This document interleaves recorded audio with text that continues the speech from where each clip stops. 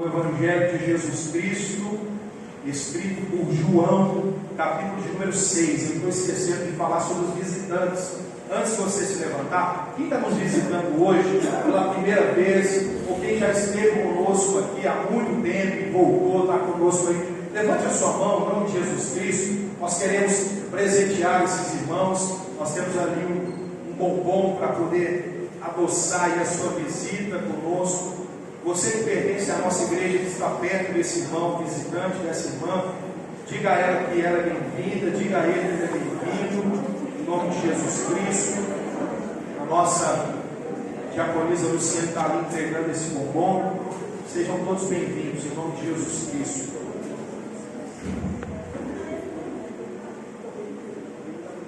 Você vai se colocando de pé. João, capítulo 6.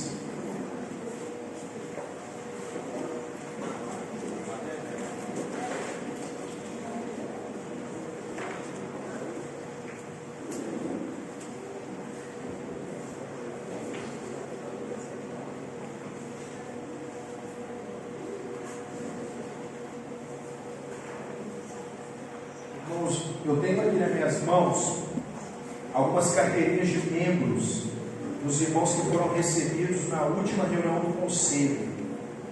Eu não sei se estão todos aqui. Eu vi a Scarlett ali, está aqui a sua. O Gil não veio, viu, Gil?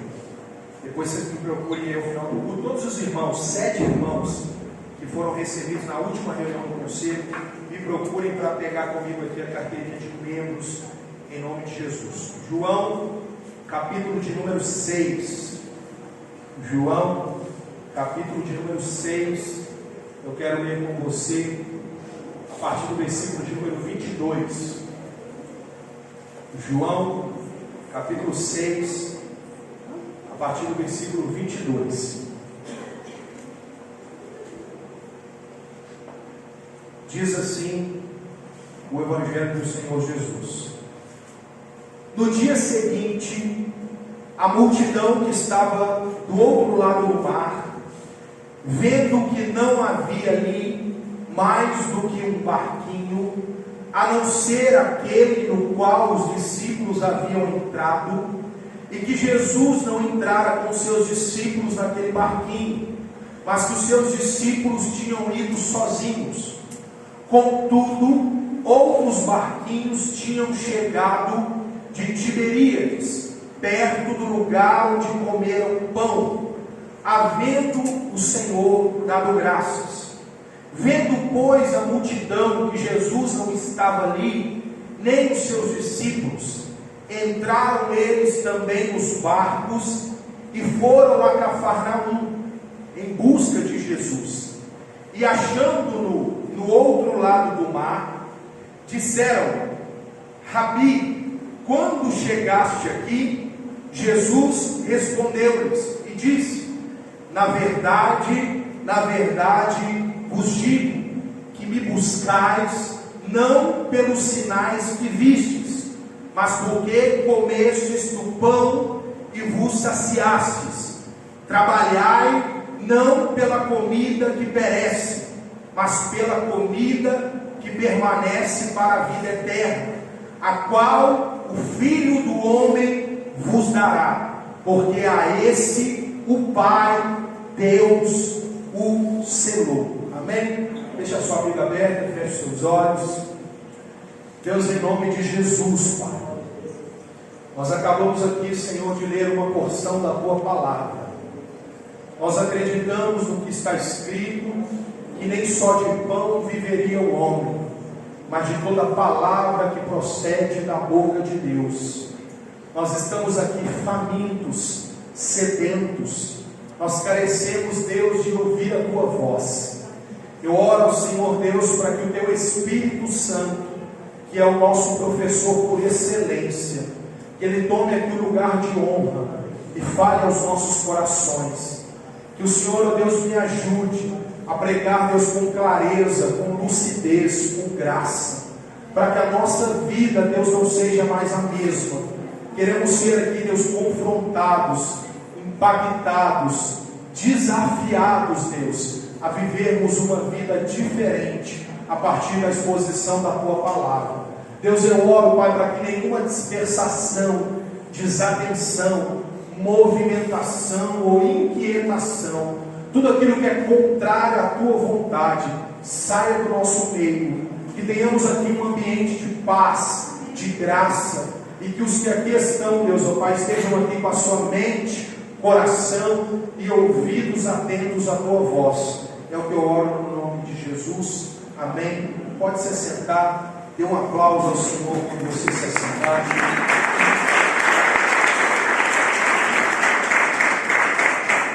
Meus irmãos, a sua mais absoluta atenção.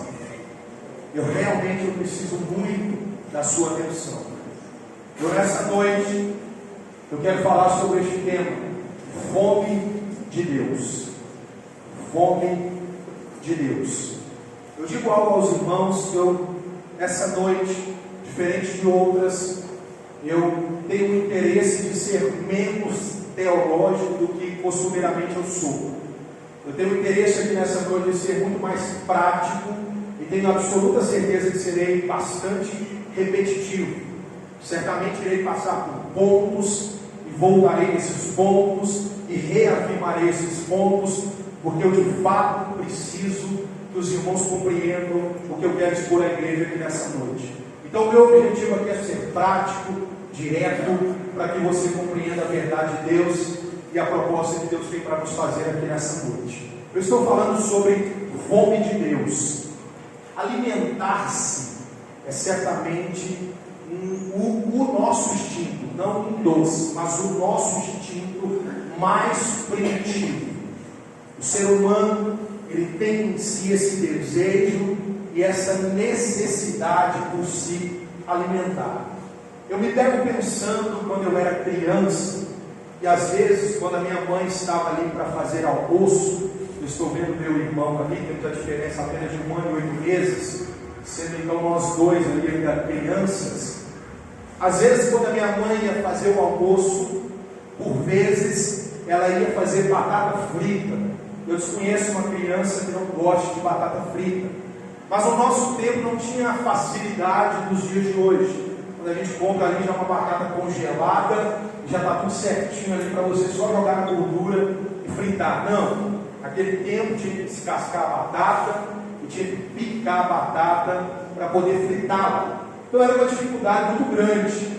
Eu me lembro que às vezes a minha mãe se propunha a fritar aquela batata, e a gente gostava muito, ficava liberando o fogão, a mesa, e o almoço ainda não estava totalmente pronto. A gente ficava ali beliscando aquela batata, e às vezes a produção de batata era mais lenta do que a nossa vontade de comer batata. E aí a minha mãe tinha que ficar dando alguns alertas para a gente, dizendo: olha, vocês vão ficar enchendo a barriga de batata frita e não vão almoçar. Isso vai atrapalhar, vai comprometer o almoço de vocês. Para quem tem criança, sabe que isso não é novidade alguma. Nós nos preocupamos com a refeição principal, com o prato principal. E eu olho para essa história e me pego pensando sobre a nossa vida espiritual nos dias de hoje. Hoje em dia, muitas pessoas elas não estão sedentas, elas não têm fome de Deus, simplesmente porque elas levam as suas vidas beliscando outras coisas. Elas levam a sua vida ocupando ali o seu estômago espiritual com outras coisas. E quando o prato principal, que é o Senhor Deus, está para ser servido, as pessoas não têm mais interesse, porque elas já estão saciadas. Nós nos ocupamos a nossa mente, ocupamos os nossos pensamentos, ocupamos as nossas motivações com tantas coisas nos dias de hoje, que quando se trata de ter desejo por Deus, nós já estamos ocupados demais e não há espaço na nossa vida para Deus. Nós já estamos satisfeitos com outras coisas. Nesse momento nós percebemos que as pessoas não desejam Deus, não têm fome por Deus. E é sobre isso que eu quero falar aqui nessa noite. Esse texto, ele fala sobre isso. Esse texto que é conhecido, como eu disse, eu serei repetitivo, porque esse texto é conhecido. Esse texto mostra um povo que tem desejo, mas eles não têm desejo por Deus.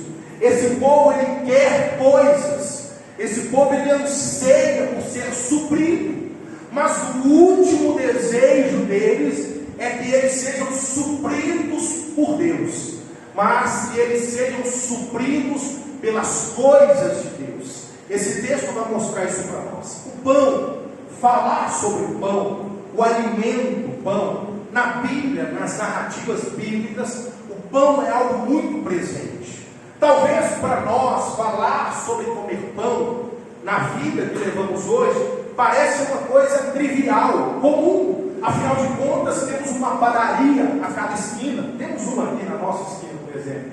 Uma padaria a gente consegue encontrar em cada esquina, e com um pouco mais de R$2 nós conseguimos ali jogar numa sacolinha 4 a 5 pães. Então o pão talvez não traz impacto para a nossa geração, porque o pão é um alimento extremamente comum para os nossos dias. Mas olhando para a narrativa bíblica, nós precisamos nos lembrar que não era assim no tempo antigo. Na Palestina antiga, no Israel antigo, o pão era algo raro. A saber, na mesa dos mais pobres, faltava pão. A saber, meus irmãos, nós temos um conceito de pobreza muito diferente do conceito bíblico. Hoje em dia, uma pessoa ela é definida como alguém que é pobre porque ela não tem um carro, por exemplo. Por exemplo, alguém pode ser definido como pobre porque ela paga aluguel, por exemplo. Essas são as definições que temos nos dias de hoje. E nós sabemos que isso não define pobreza, porque tem muito rico que decide não ter carro. Tem muito rico que faz as contas e entende que é melhor pagar aluguel do que investir no imóvel. Nós temos essas definições de pobreza nos nossos dias. Mas na Bíblia não, meus irmãos. Quando se fala do pobre, nós estamos falando de alguém miserável. De alguém que tinha para comer hoje, mas não sabia se teria para comer amanhã. De alguém que tinha para vestir hoje, mas não sabia se teria para vestir amanhã. Então esses textos que falam de alimento, eles trazem um impacto muito grande, porque nós estamos falando de uma sociedade absolutamente sofrida. Sofrida pela mão dos ricos que pisavam os pobres com injustiça social, sofrida pela escassez de alimento, sofrida também porque naquele tempo havia altos impostos que todos deveriam pagar. Então essa era uma sociedade sofrida. E João, capítulo 6, entrando agora diretamente no texto, Jesus está sendo seguido por uma multidão. E não é uma multidão pequena, olha para cá. É uma multidão que a Bíblia nos dá o detalhe de que só de homens contava-se 5.000 homens. Quantos? 5.000 homens, fora mulheres e crianças. Então certamente está muito claro que era uma multidão absurdamente grande. E essa multidão, ela vai ouvir o discurso e ensinamento do Senhor Jesus. Porém a narrativa de João capítulo 6 vai nos dizer que a alguma certa altura, o Senhor Jesus, preocupado com aquelas pessoas, com relação à alimentação delas, ele vai fazer a seguinte pergunta: como que nós vamos despedir essas pessoas e deixá-las com fome? E alguém vai dizer para o Senhor Jesus que ainda que tivesse muito dinheiro, não teria dinheiro bastante para comprar pão para aquela multidão. Só que chega uma notícia do Senhor Jesus que havia no meio da multidão um jovem com 5 pães e 2 peixes. Você conhece o texto? O Senhor Jesus vai tomar aqueles 5 pães e aqueles 2 peixes, vai dar graças ao Pai e ele vai multiplicar os pães, a ponto de que vão sobrar 12 cestos cheios de pães. Essa é a primeira multiplicação dos pães. É a primeira, porque são 2. Então nós temos aqui diante de nós o texto da multiplicação dos pães. Mas preste atenção no que acontece em seguida. Depois do Senhor Jesus multiplicar os pães, a Bíblia diz que agora a multidão pode ser despedida. E o Senhor Jesus vai falar com seus discípulos: olha, podem ir na minha frente, entrem no barco e vão na minha frente. E o Senhor Jesus vai dizer que irá depois. Olhando para essa narrativa, nós percebemos que os discípulos eles estão indo adiante através do mar da Galileia. Eu trouxe aqui para os irmãos, como eu tenho feito, um mapa, só para que os irmãos, para que fique ainda mais claro a compreensão, a percepção dos irmãos. Pode colocar.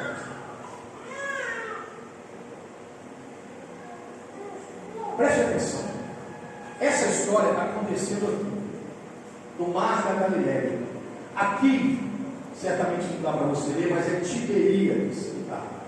E aqui nós temos Cafarnaum. Eles estavam, segundo a narrativa bíblica, próximos aqui de Tiberíades, porque o texto diz mais à frente que alguns barcos de Tiberíades chegam. Então eles estavam próximos aqui, não sabemos se acima de Tiberíades ou abaixo de Tiberíades. E a narrativa diz que o Senhor Jesus manda aos seus discípulos ir adiante até Cafarnaum. Ou seja, os discípulos pegam um barco e vão até Cafarnaum. Essa é a imagem que você tem que ter na sua mente. Eles estavam por aqui e os discípulos vão no barco até aqui. Olha para cá. Quando os discípulos estão no barco, é nessa narrativa que os discípulos vão ver um vulto andando sobre as águas. Eles vão ficar assustados, mas o resultado disso você já sabe. Trata-se do Senhor Jesus andando sobre as águas, se encontrando com os discípulos, adentrando o barco dos discípulos para poder descer em Cafarnaum. E aí, meus queridos irmãos, chega o dia seguinte, exatamente o texto que lemos. O versículo 22, se você prestou atenção no texto que lemos, ele diz: no dia seguinte, a multidão estava ali. Olha, o que aconteceu? A multidão, quando foi despedida, eles foram para casa. E quando amanheceu outro dia, logo que eles despertaram, naturalmente, eles tiveram o instinto mais aguçado do ser humano, que eu já disse qual que é, acionado, que é a fome. Eles, certamente movidos pela fome, a Escritura diz que eles saíram das suas casas e eles foram aonde? Por que eu estou dizendo que eles foram movidos pela fome? Porque o texto é claro em dizer, eles foram aonde os pães tinham sido multiplicados no dia anterior. Ou seja, o texto é claro em nos mostrar que a chamativa para eles tratava-se do lugar onde os pães foram multiplicados. Ou seja, eles foram a caminho de encontrar mais pão multiplicado. A fome é esse instinto. A fome impulsiona.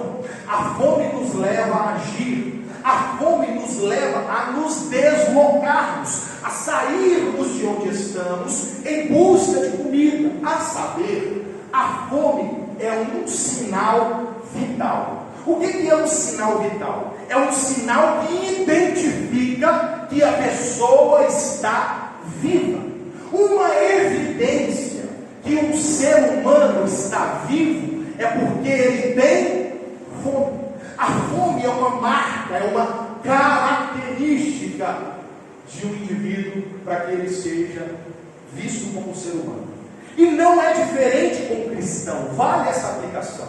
Um cristão, para que ele também seja classificado como cristão, ele também tem dentro de si um instinto, e esse instinto também é a fome. Só que a fome dele é por coisas espirituais. Há um desejo no cristão, se ele não sente fome, ele está morto. Todo mundo que se diz cristão e não tem fome dentro de si pelas coisas de Deus, ele se encontra morto. O apóstolo Pedro, escrevendo a sua primeira epístola, no capítulo 2, versículo 2, ele vai dizer algo fantástico. Ele diz que assim como as crianças desejam o leite materno, assim todo novo convertido anseia pelo leite espiritual. Olha só a comparação que Pedro faz. Ele diz que como uma criança, eu estou vendo o Theo mamando ali, assim como uma criança deseja ter a sua fome saciada, assim também todo cristão anseia ter a sua fome saciada. Isso é fantástico. Eu me lembro quando a Maria nasceu, eu estava lá na sala de recuperação da Josi, e a hora que a Maria chegou, e eles entregaram a Maria tinha poucos minutos, horas de vida, e eu sentindo algo tão fabuloso, que na hora que colocou a Maria em cima da Josi, ela de olhinho fechado, ela já foi, e achou o peito e agarrou o peito.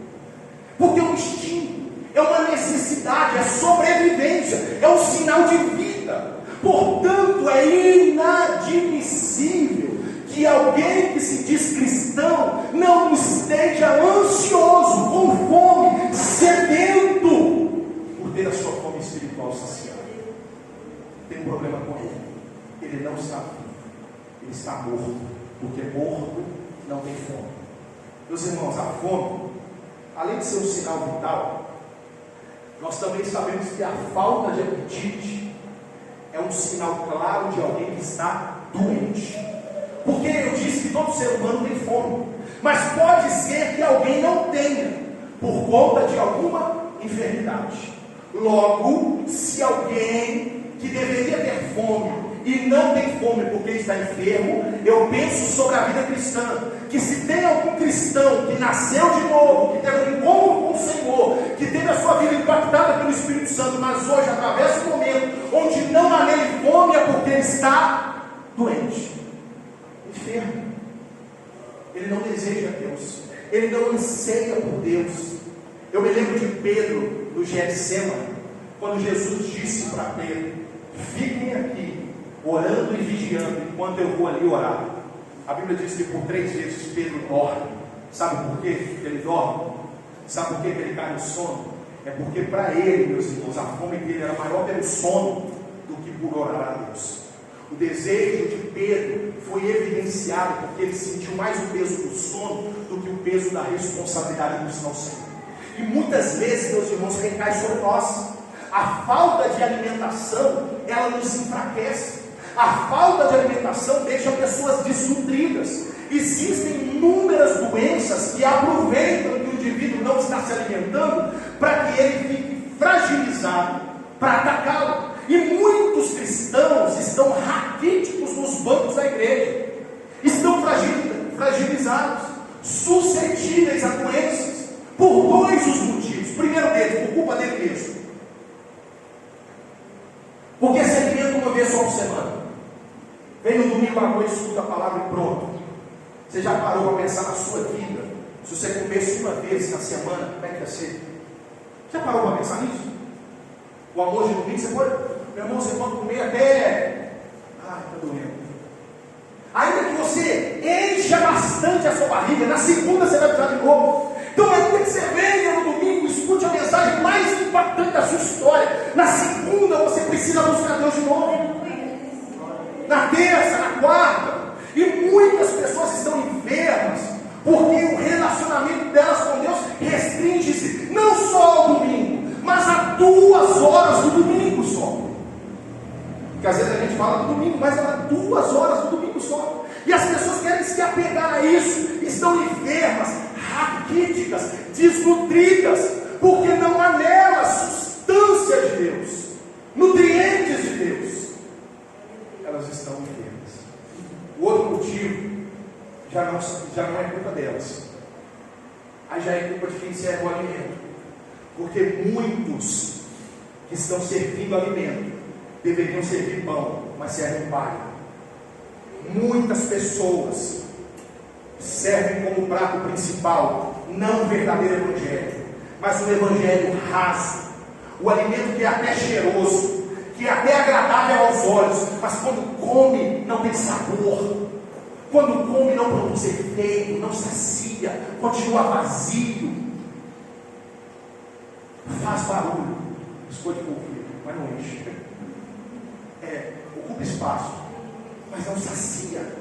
Você come e ainda continua com fome. Pessoas que escutam mensagens, mas antes de sair pela porta já esqueceu, porque o alimento não tem nutriente. É um evangelho humanista, é um evangelho centrado no homem. Não há confronto, não há profundidade. E aí eu lembro de uma frase que eu vi outro dia, de uma igreja que cresce na largura de um oceano, mas na profundidade de uma piscina. E a gente precisa pensar sobre isso. Quão profundo, quanto de substância tem o alimento que tem sido servido para nós. Você sai E aquela mensagem continua no seu coração, agitando o seu coração, confrontando o seu coração. Essa mensagem leva a orar, essa mensagem leva a viver uma vida mais agradável a Deus, essa mensagem faz pensar nos seus pecados, essa mensagem faz chegar no espelho e dizer para quem você vê lá, você precisa mudar, rapaz. Essa mensagem traz um confronto dessa forma. Ou essa mensagem, meus irmãos, ela não te alimenta, é palha, não é pão. Os púlpitos precisam ser vistos como um lugar de uma boa comida espiritual. Eu gosto do texto de Jeremias, capítulo 15, quando ele vai dizer: quando eu achei as suas palavras, logo as comi. Jeremias 15, 16. A palavra de Deus é esse alimento que quando alguém encontra, ele deseja, ele é atraído, ele quer voltar lá, ele quer ouvir, porque a palavra alimenta. Ele vai daqui, ele vai dali, mas ele se lembra: lá preencheu meu coração, lá me alimentou, lá me impactou, e é desse desejo. Porque quando você acha a palavra de Deus, você quer comer. Que coisa diferente. Eu nunca escutei isso. Que coisa maravilhosa. Eu estou indo embora e estou lembrando o que foi pregado. É isso que está mostrando. Glória a Deus. Eu volto para o texto. Eu falei sobre fome. Porque é a fome que está movendo esses corações. Aí o 25 diz assim: e achando no outro lado do mar, disseram-lhe: Rabi, quando chegastes à terra? Olha para cá, o mapa, não precisa colocar de volta no mapa, você já pegou ali. Preste atenção. A multidão, quando percebeu que Jesus não estava, a Bíblia diz que eles começaram a entrar nos barcos, porque de repente encheu de barco lá no mar. E aí eles começaram a entrar no barco e seguiram o rastro, e foram atrás do Senhor Jesus.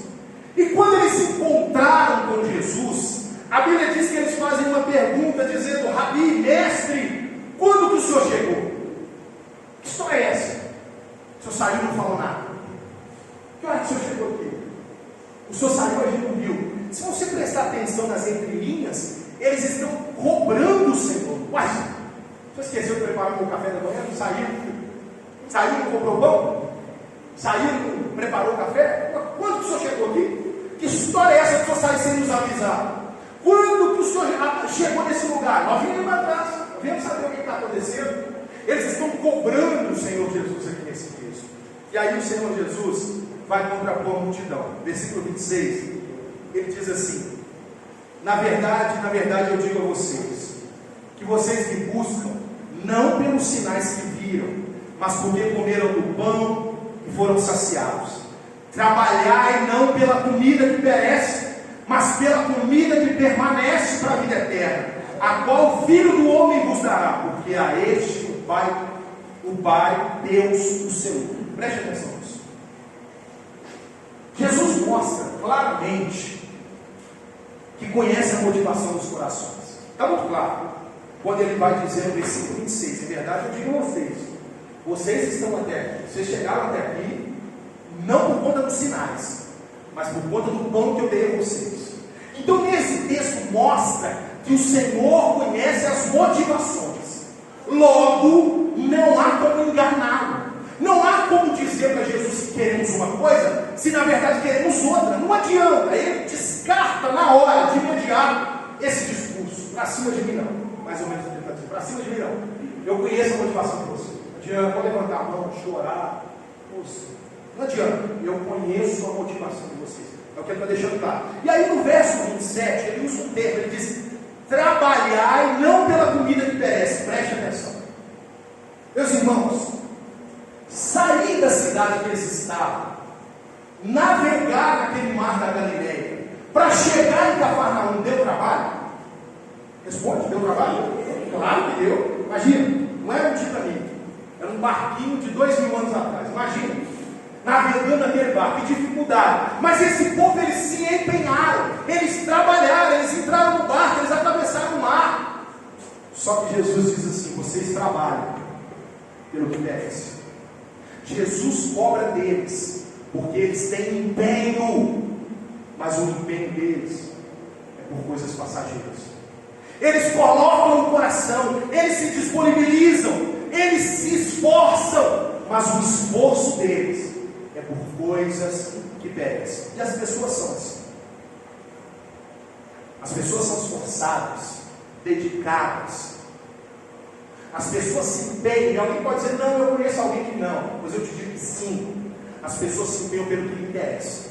Se interessa, a pessoa se empenha. Chama alguém para orar 3 horas da manhã. Mas chama alguém para entregar um dinheiro para ele 3 horas da manhã. Chega lá 2. E ele sai de lá 7 horas precisando. Vou te entregar isso, ainda vai ter que não ouvir. Ficar em oração. Porque as pessoas se empenham pelo que interessa. Para os nossos entretenimentos, para aquilo que preenche, que sacia os nossos desejos, nossos anseios. Se a gente quer assistir um filme e gostou, a gente assiste 2, a gente assiste 3. Se a gente quer dar um passeio, conhecer um lugar e a gente gostou muito, a gente volta 2 vezes. Se a gente tem esses interesses, a gente investe, a gente ocupa tempo, a gente gasta dinheiro. Mas no tocante à Bíblia, a leitura da palavra, há um tempo de oração, há uma preguiça, um cansaço, uma má vontade. No tocante à igreja, aos trabalhos da igreja, aos ministérios da igreja, há um desânimo, há uma necessidade de colocar empecilhos, e a gente começa a perceber que corremos o risco de ser pessoas que trabalham por coisas que perecem, pessoas que dão a vida e o coração por coisas que perecem, pessoas que estão cumprindo, na verdade, exatamente o que o Senhor Jesus disse para não fazer. Quando ele disse, vocês não devem ajuntar tesouros onde a traça, a ferrugem corrói e o ladrão rouba. Mas nós vivemos em um tempo em que as pessoas se empenham pelo contrário, de juntar tesouro, exatamente aquilo que perece. Não há um esforço pelo céu, não há uma saudade do céu, não há um desejo de Deus, não é uma vontade de querer conhecer mais de Deus. Quando se trata de Deus, meus irmãos, Deus não é prioridade. Deus simplesmente é esquecido. E ai de você, se você falar para essa pessoa que ela não está priorizando Deus. Ai de alguém dizer para ela, não, Deus é prioridade na minha vida.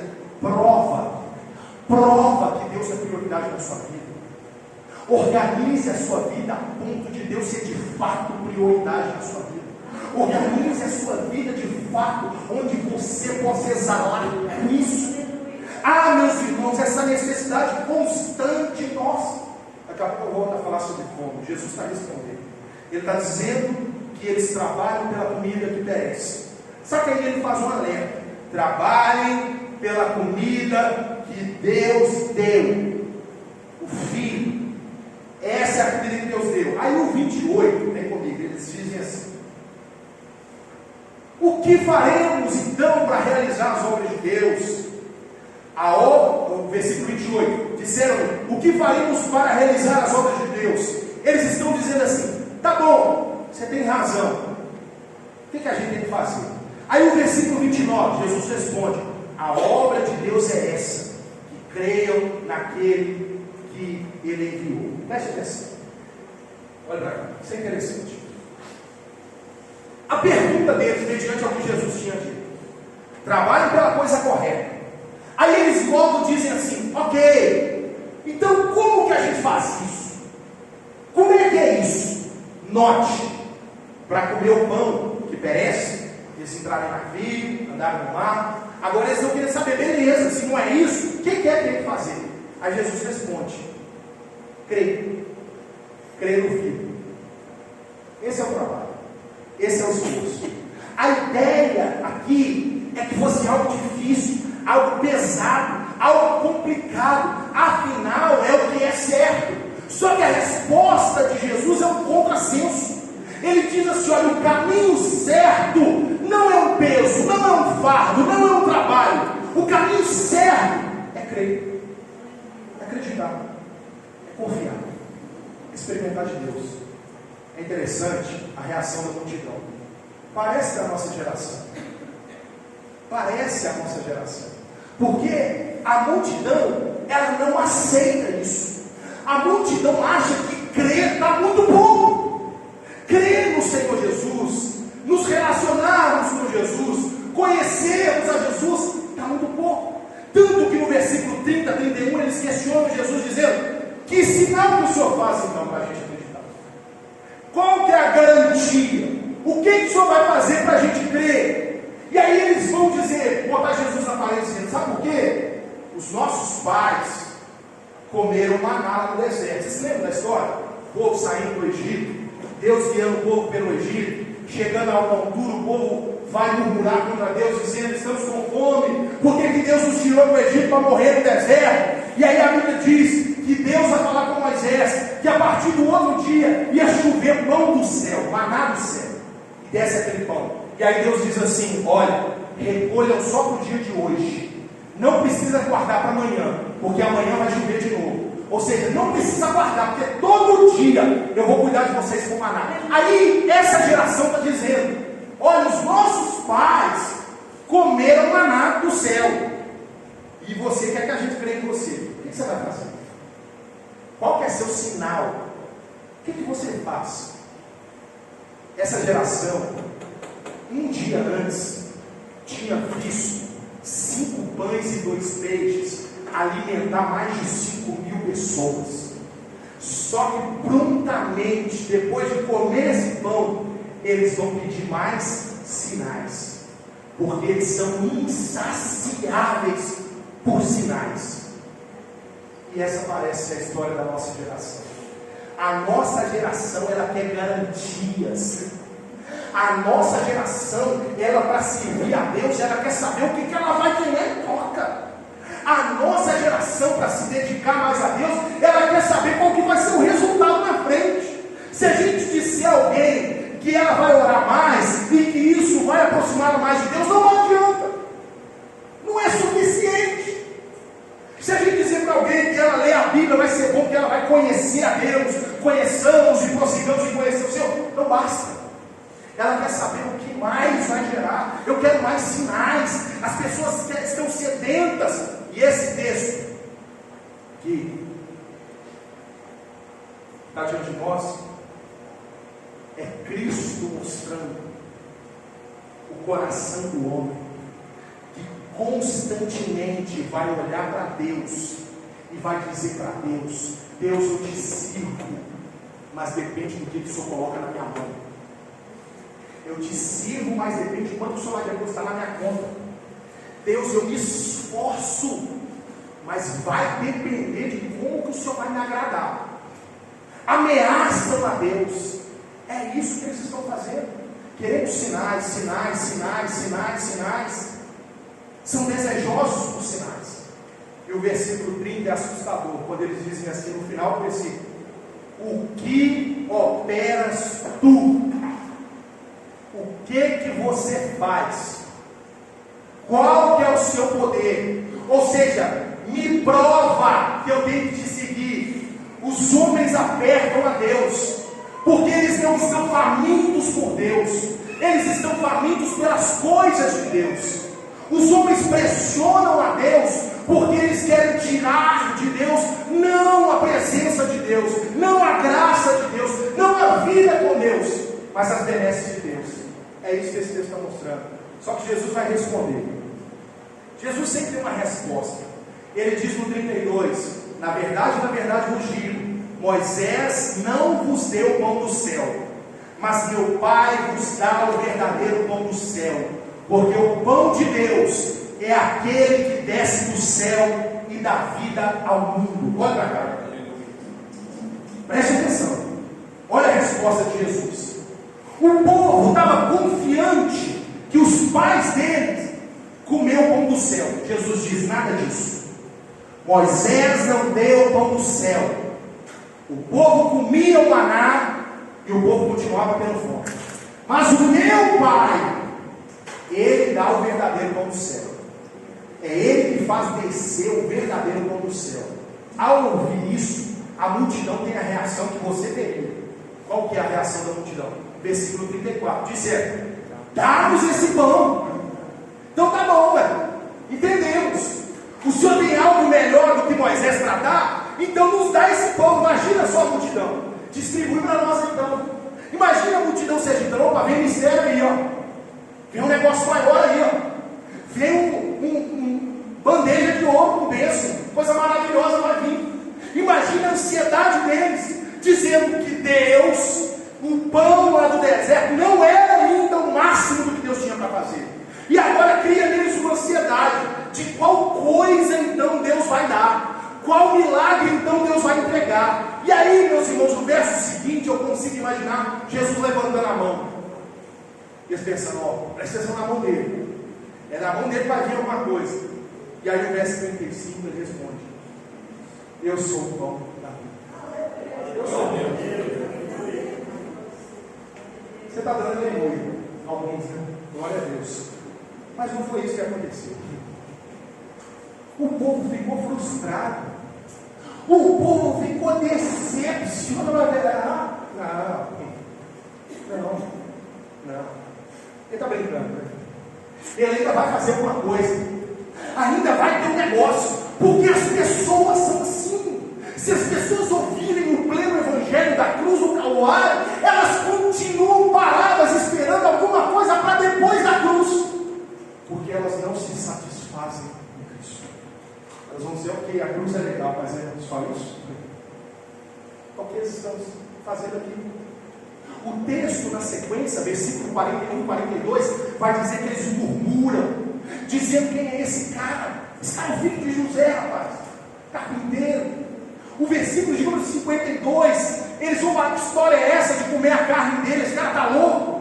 O versículo de número 60, eles vão dizer: isso que ele ensina é difícil, é duro, ninguém pode ouvir esse discurso. Ou seja, por 3 vezes Jesus continua discursando e aquelas pessoas ficam frustradas. Sabe por quê? Porque as pessoas, elas não querem coisas eternas, elas querem coisas que perecem. As pessoas não querem saber da eternidade. As pessoas não querem ajudar pessoas do céu, já te falei isso. As pessoas, elas têm fome, mas não é de Deus.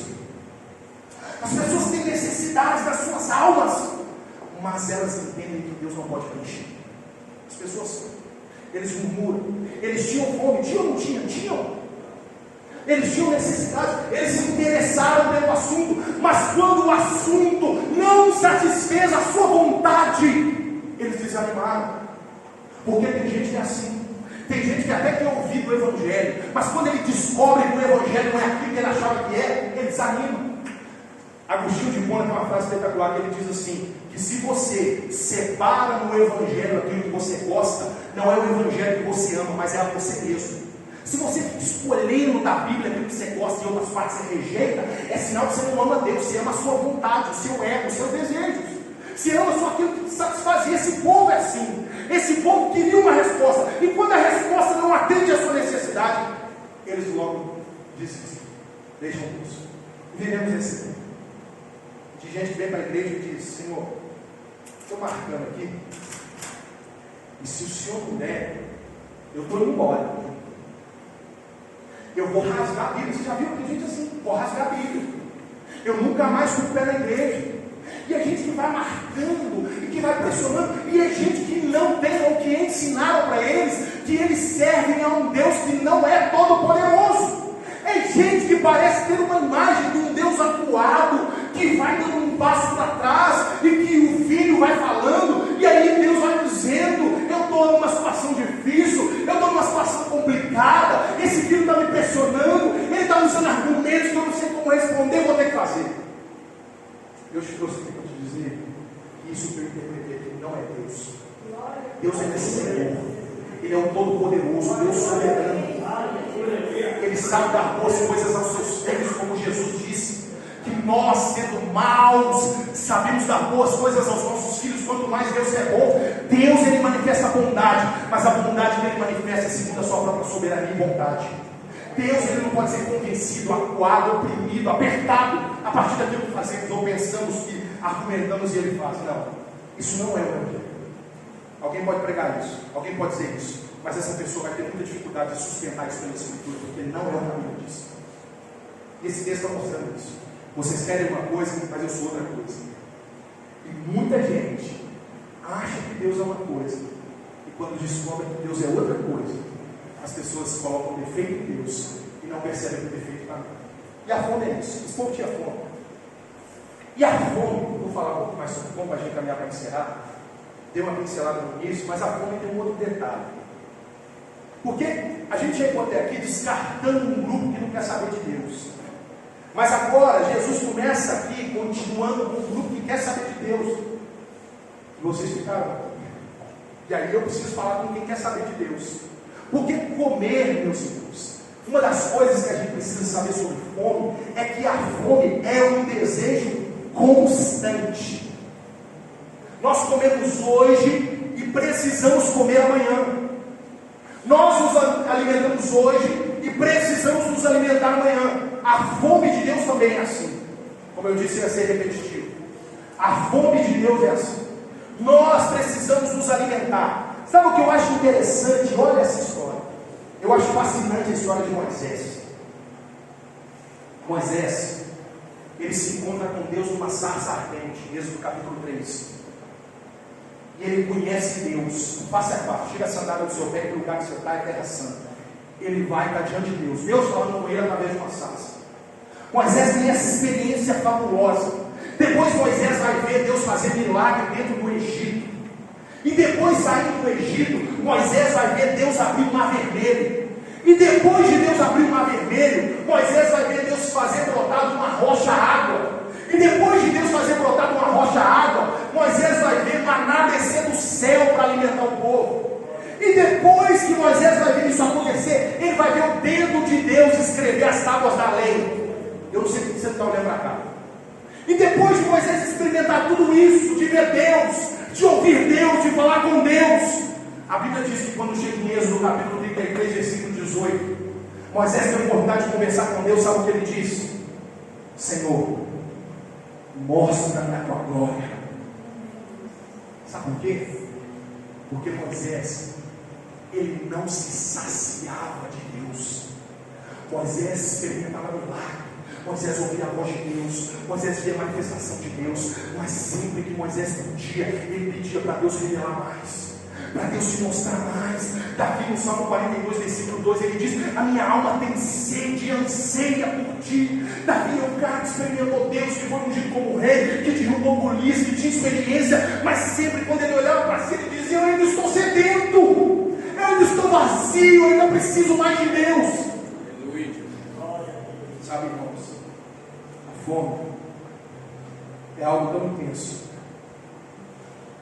Eu não sei se você sabe, depois da Segunda Guerra Mundial, as crianças judias, 6 milhões de judeus, foram mortos pelos nazistas. As crianças que sobreviveram passaram tanta fome, que muitas delas, para dormir, os homens descobriram que tinha que dar um pedaço de pão para elas dormirem abraçadas com o pão, porque elas tinham medo de não ter comida amanhã. Porque a fome é algo tão intenso, a fome é uma busca tão constante, que só da gente imaginar que amanhã não teremos, isso já nos assusta. E isso também precisa ser por Deus, um desejo por Deus, de imaginar que amanhã não teremos Deus. Uma mulher que foi presa pela polícia de Stalin, comunista, foi afastada da Bíblia por 30 anos. Eu ouvi alguém dizer que quando ela foi solta, essa mulher, a primeira coisa que eles ofereceram para ela foi comida. E ela disse: não, eu quero a minha Bíblia de novo, eu quero voltar a ler a palavra, eu quero Deus, mais de Deus, eu quero conhecer de Deus, porque tem 30 anos que eu não leio a palavra de Deus e não tenho a minha alma satisfeita, preenchida. E às vezes nós vivemos num tempo em que as pessoas têm um exemplar da Bíblia, preta, rosa, amarela, branca, grande, letra pequena, letra gigante, menor, do jeito que você quiser. E essas pessoas não leem a Bíblia, não se interessam pela Bíblia, descartam a Bíblia. E a Bíblia tem sido arrancada dos cultos, das casas, das escolas, da vida dos cristãos, porque as pessoas não têm fome de Deus. Muitos dizem: é porque eu trabalho. Quem aqui não? É porque eu tenho família. Quem aqui não? Muitas pessoas querem dar a desculpa do tempo, mas essas pessoas, elas são rápidas em dar desculpas, mas são lentas em buscar Deus. Na verdade, nós buscamos o que é prioridade. Eu já disse isso e estou sendo repetido. Na verdade, eu gosto da frase de John Piper, que diz que lá no juízo final, Facebook, Twitter, WhatsApp, Instagram vai ser útil para mostrar que falta de tempo não é desculpa para falta de oração. Essas coisas vão ser úteis, isso não é desculpa. Nós gastamos tempo, investimos tempo, dedicamos tempo vai mensurar e perceber, não deu tempo de orar. Não deu. Jonathan Edwards, um americano do século XVIII, um dos maiores pregadores da história da igreja, era um homem de 2 metros de altura e era um homem que tinha um rosto fundo de tanto jejuar. O seu sermão mais fantástico, chamado Pecadores na Mão de um Deus Irado, foi pregado a partir de 3 dias de jejum sem dormir. E esse homem pregou com tanta graça que as pessoas iam ao chão, se arrependendo dos seus pecados, se agarravam nas pilastras, porque elas sentiam a chama do inferno ardendo nos seus pés. Isso aconteceu é porque esse homem desejava Deus mais que tudo. Se eu que prego, se eu desejo que as pessoas sejam impactadas pela graça, ai de mim se eu não orar, ai de mim se eu não consagrar minha vida. Se você que canta, deseja que as pessoas ao ouvirem a sua voz sejam tocadas por Deus, ai de você se não orar. Você que toca ao dedilhar, quer que Deus liberte, alcance e transforme, ai de você se não orar. Você que recebe as pessoas na porta, que trabalha na diaconia, ai de você se você não orar, se você deseja que o seu sorriso transforme alguém na porta. Se você trabalha no ministério infantil e deseja que as nossas crianças sejam crianças cheias do Espírito Santo, ai de você, se não buscar Deus, isso não vai acontecer. Se você é um crente na sua casa, no seu trabalho, e deseja que as pessoas conheçam Jesus através da sua vida, como que isso vai acontecer se Cristo não é conhecido na sua vida?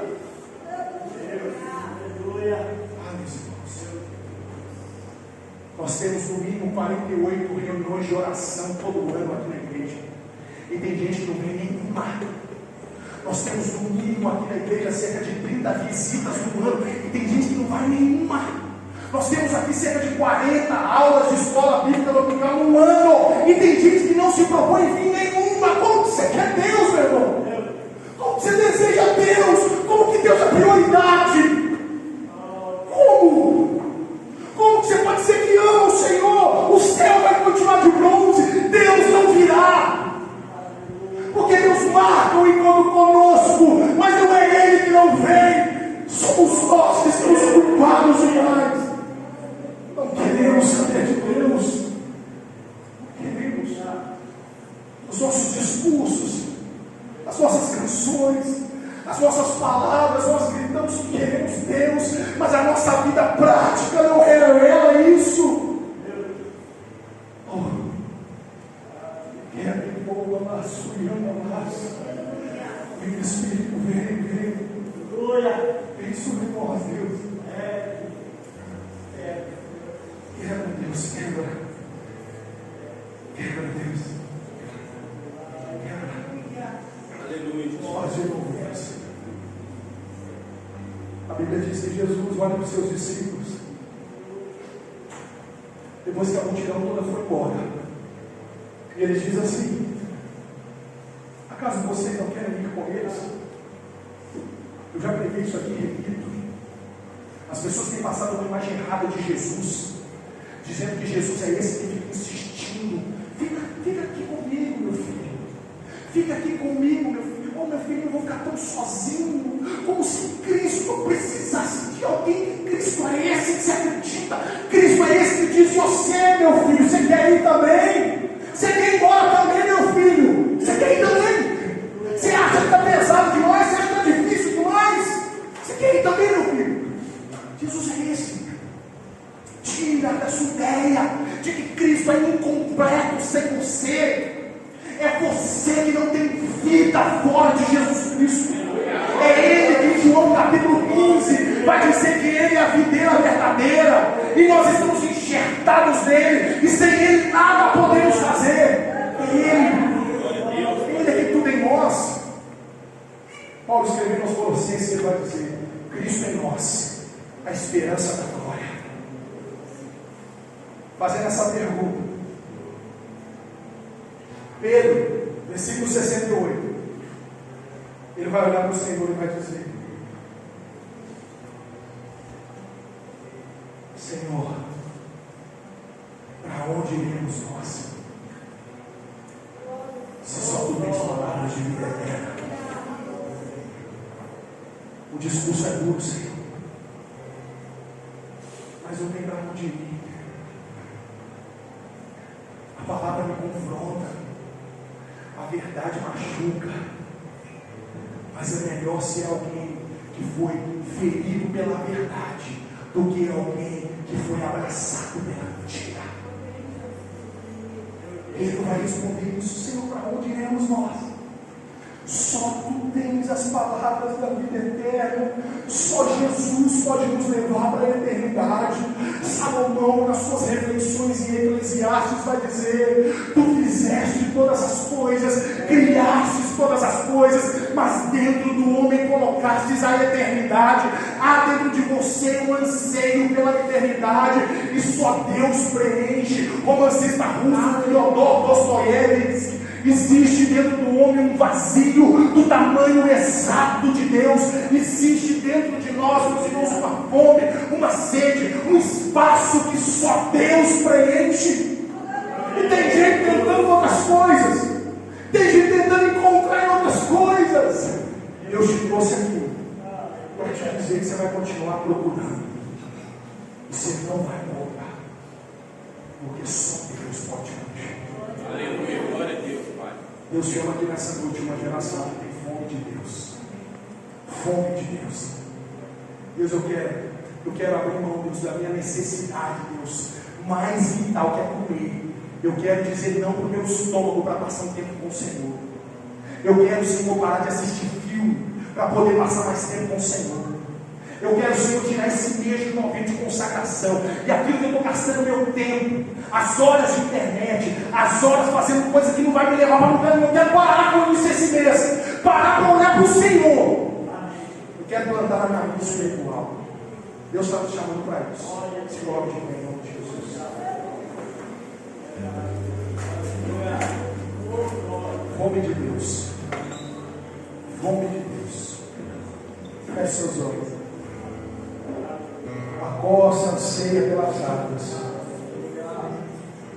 Tenho sede de ti, Deus.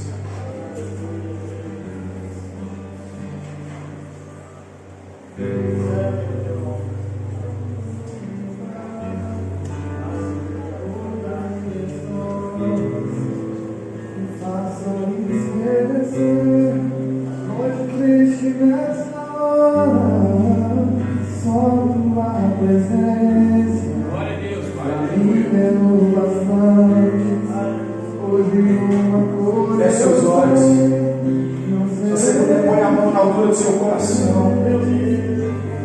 Diga: Deus, eu quero da tua presença, como fez Moisés. Mostra-me a tua glória. Mostra-me a tua glória. Vem, Deus. Não nos despede, Senhor. Não nos despede, Senhor, de mãos vazias. Mas nós não queremos coisas, títulos. Nós queremos o Senhor, o Senhor, o Senhor, Deus. Mais do que o ar que respiramos.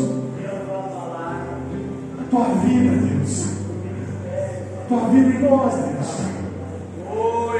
Sem o Senhor, Deus, nós vamos perecer, Senhor. Sem o Senhor, Deus, nós estamos perdidos. A tua palavra diz de um homem que juntou muito dinheiro, que desejou destruir os seus celeiros e construir celeiros maiores, dizendo: farta de minha alma. A tua palavra diz que veio uma voz do céu dizendo: louco, hoje mesmo pedirão a sua alma. Às vezes, Senhor, a gente está trabalhando, Deus, e como louco, levanta de madrugada. Às vezes a gente não tem tempo, Deus, para falar com o Senhor por 5 minutos, Senhor. Deus, que geração é essa? Que o Senhor, Deus, sumiu no meio dos nossos afazeres. Que geração é essa que nós falamos com o Senhor correndo? Oh, Deus. Quando a gente vai conversar com alguém, a gente para dar atenção, para olhar nos olhos. Mas quando a gente vai falar com o Senhor, é de qualquer maneira. A gente diz que Deus entende. Mas nessa noite o Senhor nos chama. Como diz a tua palavra, o Senhor tem ciúmes de nós. O Senhor tem ciúmes de nós. Não dá para nos dividir, ó Deus, com os nossos afazeres. Não dá não, Senhor. É tempo de rasgarmos o nosso coração. É tempo de suplicarmos ao Senhor para que o Senhor venha. E se nós não nos consagrarmos, o Senhor não virá. O Senhor não virá. A palavra do Senhor em Joel vai dizer: chorem os ministros, chorem os sacerdotes, proclamarem um santo jejum. Ah, Deus, nós queremos o Senhor, Deus, sobre a nossa igreja, Pai, sobre os nossos lares, sobre as nossas vidas, para que as pessoas, ó Deus, ao nos perguntar o que aconteceu, a gente possa responder: eu tenho fome de Deus. Eu tenho fome de Deus, eu tenho fome de Deus. Eu tenho fome de Deus, eu tenho fome de Deus. Aleluia, aleluia, aleluia. Eu tenho fome de Deus. Oh, Espírito Santo, nós te Deus, amamos. Deus, eu tenho fome, Deus. Nós te amamos, Jesus, tu és lindo, tu és maravilhoso. Queremos Tem mais fome, de ti, Senhor. nós estamos perdidos, vazios. Presença renovada. Vem sobre nós, Deus. Em nome de Jesus. Em nome de Jesus. Você pode aplaudir o Senhor.